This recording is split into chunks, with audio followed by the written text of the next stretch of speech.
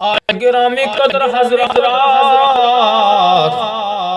کلندروں کا کلندر حضرت شہباز کلندر بڑی عظمت بڑی رفعت دے مالک نے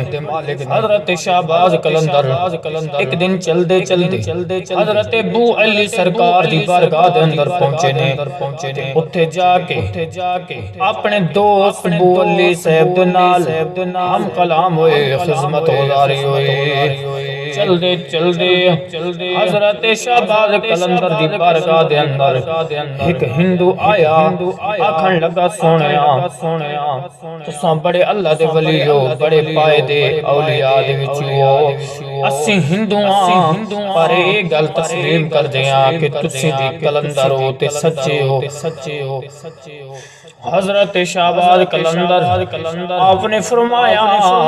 آئے آنا لیا سائل ایتی دسیاں تیرا مسئلہ کیا ہے اے ولی جڑے ہوندے نے دلان دے یاسوس ہوندے نے فرمایا کہ میرے گھر دے اندر ایک بچے کئی سال گزر گئے نے نہ میرا بچہ بولتا ہے نہ چلتا ہے نہ کوئی چیز کھا سکتا ہے بڑے سال ہو گئے نے اسی حالت دے اندر میں لگتے تھوڑے حد دے اندر شفائے مہربانی فرماوا حضرت شہباز لامکان نے فرمایا اے ہندو چل پھر میں نے دکھا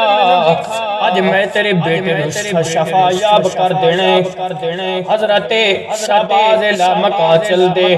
وہ ہندو بھی نال چلدا جاندے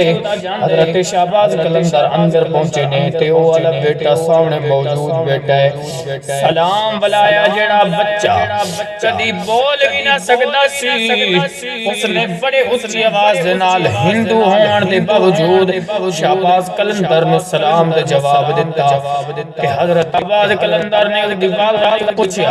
اے دسو کدی کوئی کھا دیئے کہنے لگ نہیں پیر صحیح کوئی چیز نہیں کھایا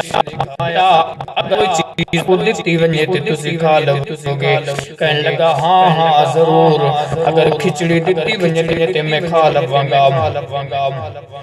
حضرت شہباز کلندر نے فرمایا انہوں کھچڑی فوراں دیتی جائے تو اس کھچڑی کھائی یعنی چاول کھائے کھانے کے بعد کہنے لگے کہ مجھے اور دو اور بھی کھا لیے تو کہنے لگا حضرت شہباز کلندر آپ کبھی چلے ہو ٹرے ہو چہل قدمی کی ہے کہنے لگا سونیا میں نے کبھی بھی نہیں کی جب سے دنیا کے اندر قدم رکھا ہے تب سے میں ادھر چارپائی کے اوپر بیٹھا ہوں نہ کبھی چلا ہوں نہ مجھے اتنی طاقت ہے میں تو آنکھوں کا کر دیکھ بھی نہیں سکتا تو آپ نے فرمایا بیٹا اگر آپ کو چلایا جائے تو چلے گا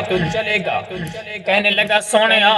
اگر مجھے آسرا دیا جائے تو میں چل سکتا ہوں فرمایا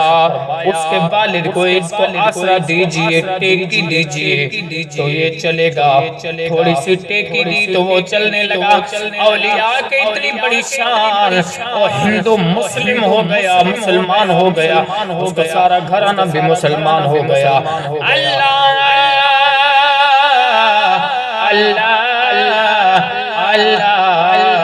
کرنے سے اللہ نہ ملا اللہ والے ہیں جو اللہ سے ملا دیتے ہیں تسبیح پھری پر دل نہ پھریا تیو تسبیح کی کرنا